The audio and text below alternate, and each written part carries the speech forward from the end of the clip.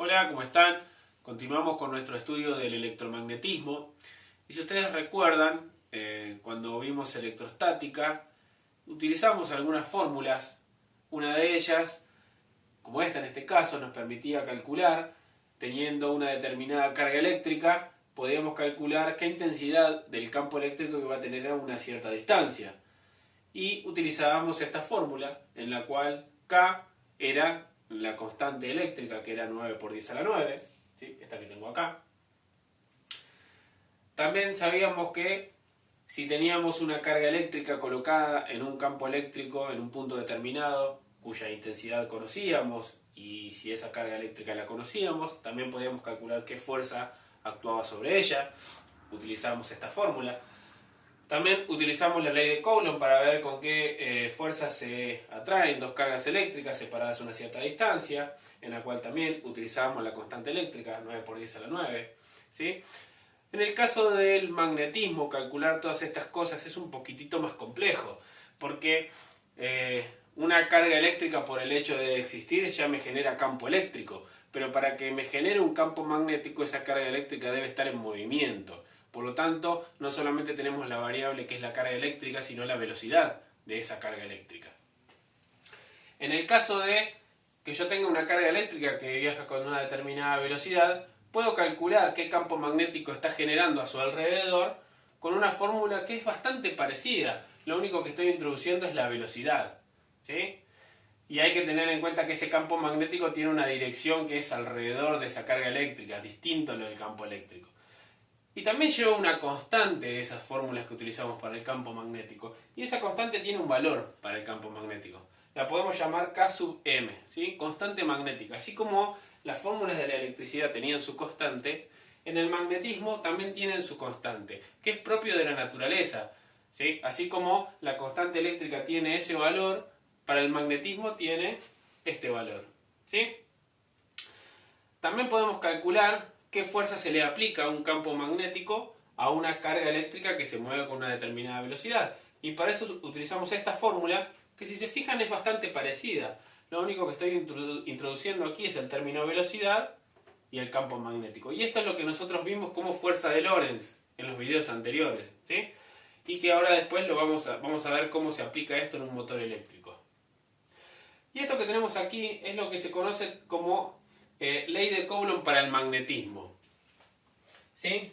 Porque los imanes, a medida que los acercamos, cumplen la relación de que, se atraen o se repelen y que esa fuerza es proporcional inversamente proporcional al cuadrado de la distancia.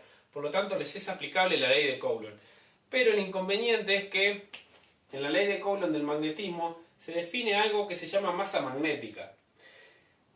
Y es algo medio raro y de difícil aplicación, porque en realidad nosotros podemos tener imanes que se atraen. Pero así como tenemos imanes, también podemos tener conductores eléctricos que se atraen, porque generan campo magnético.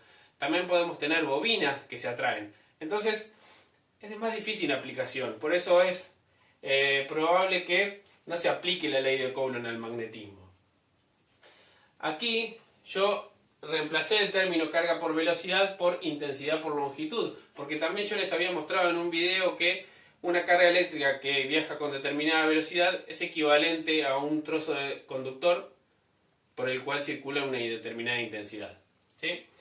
Bueno, y lo que yo les quería mostrar es que la electricidad tiene una constante eléctrica y el magnetismo también tiene su constante, que tiene su valor específico, ¿sí? La constante eléctrica se puede escribir como nosotros la habíamos utilizado, 9 por 10 a la 9 newton por metro cuadrado sobre Coulomb al cuadrado. Es muy probable que en otros libros, o que en libros la encontremos así, 1 sobre 4 pi epsilon sub 0, en la cual epsilon sub 0 tiene un valor determinado, tal que si hacemos esta cuenta nos da esto, ¿sí? Así que no hay problema. Y la constante magnética la podemos encontrar expresada así, como mu sub 0, que es una constante, dividido 4pi, tal que si hacemos esta cuenta nos da esto, ¿sí? Por lo tanto, es lo mismo. Bueno, por lo pronto no se asusten porque estas fórmulas no las vamos a utilizar. Vamos a tratar de verlo lo más prácticamente posible. Yo se los voy a mostrar con experimentos para que vean cómo se comporta la electricidad y el magnetismo. Así no nos rompemos tanto la cabeza haciendo cuentas. ¿sí? Bueno, lo importante es que quiero que recuerden que tanto la electricidad como el magnetismo tienen su constante, porque después vamos a ver cómo se relacionan estas dos constantes y están íntimamente relacionadas con la velocidad de la luz y las ondas electromagnéticas, ¿sí? Algo importantísimo. Bueno, lo que vamos a hacer ahora es ver cómo funciona un motor eléctrico. Y para eso es necesario recordar qué era eso de fuerza de Lorentz, o cómo es la fuerza que el campo magnético le aplica a un conductor por el cual circula corriente, ¿sí? O a una carga eléctrica que se mueve, ¿sí? Bueno, y para eso les voy a volver a mostrar mi experiencia de fuerza de Lorentz. Acá tengo un campo magnético, el cual, como están enfrentados, ¿sí? Las líneas de campo, cuando estoy muy cerquita del imán, están paradas en la cara del imán. Ambos tienen el mismo polo, por lo tanto las líneas de campo están paradas, ¿sí? Por acá tengo positivo y negativo en cuanto a electricidad, y cuando yo apoye este cañito, lo que va a ocurrir es que va a pasar electricidad por el caño. Entonces voy a tener un campo magnético en esta dirección, una corriente en esta dirección, y el campo magnético le va a aplicar una fuerza transversal a ambos, ¿sí? Y eso se va a poder ver porque cuando yo le dé corriente, el cañito se va a mover para uno de los costados. ¿Ven? Si yo no doy corriente, no pasa nada. Pero en el momento que doy corriente, el fierrito se mueve, ¿sí? Y esto me muestra que esa fuerza es perpendicular tanto a la intensidad como al campo.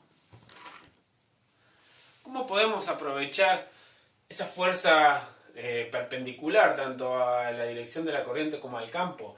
Bueno, imagínense que yo tengo un conductor, el cual, en vez de ser un simple conductor largo, es un conductor que entra, da la vuelta en un campo magnético y vuelve. Esto es como si fuesen dos imanes, ¿sí? Por lo tanto, entre estos dos imanes va a actuar un campo magnético, ¿sí? Y por este conductor va a entrar corriente, da toda la vuelta y sale la corriente, ¿sí? Esto mismo visto de frente sería una cosa así. Esto sería un corte de mi motor visto de arriba.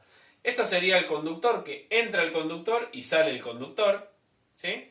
Por lo tanto, yo tengo un campo magnético en esta dirección.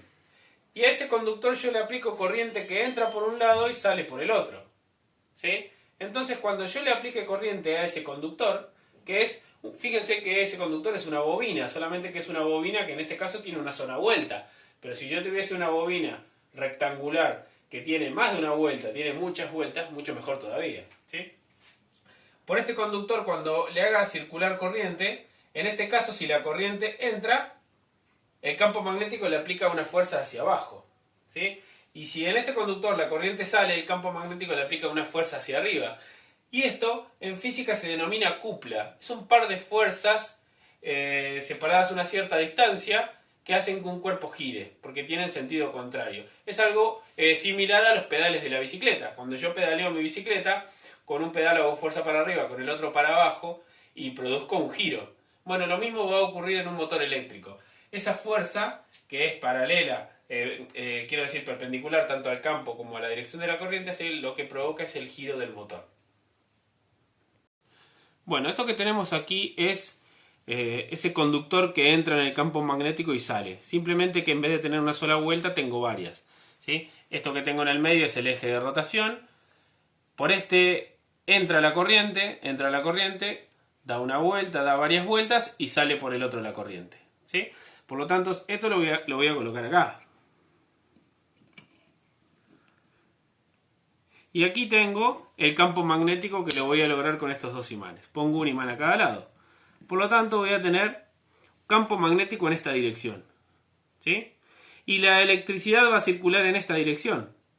Por lo tanto, ese campo, cuando yo le haga circular corriente, va a hacer que le va a aplicar una fuerza que de un lado va a ser hacia abajo y del otro lado va a ser hacia arriba. Por lo tanto, el motor va a girar, ¿sí? Bueno, fíjense que cuando le dé corriente, esto va a funcionar.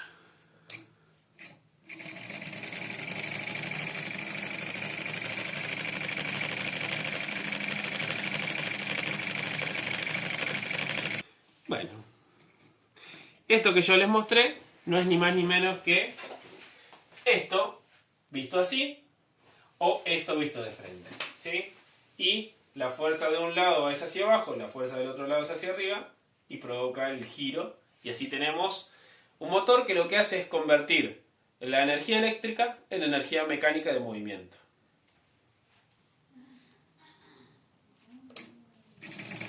Bueno, fíjense que el motor está en marcha, pero fíjense que si saco los imanes, desaparece el campo magnético y desaparece la fuerza o la cupla que los hace girar. ¿Sí? Y si desaparece la electricidad, bueno, obviamente también va a parar. ¿Sí? Bueno, espero que hayan entendido. Bueno, nos vemos en el próximo video viendo otras importantes cosas que nos depara el electromagnetismo. Nos vemos.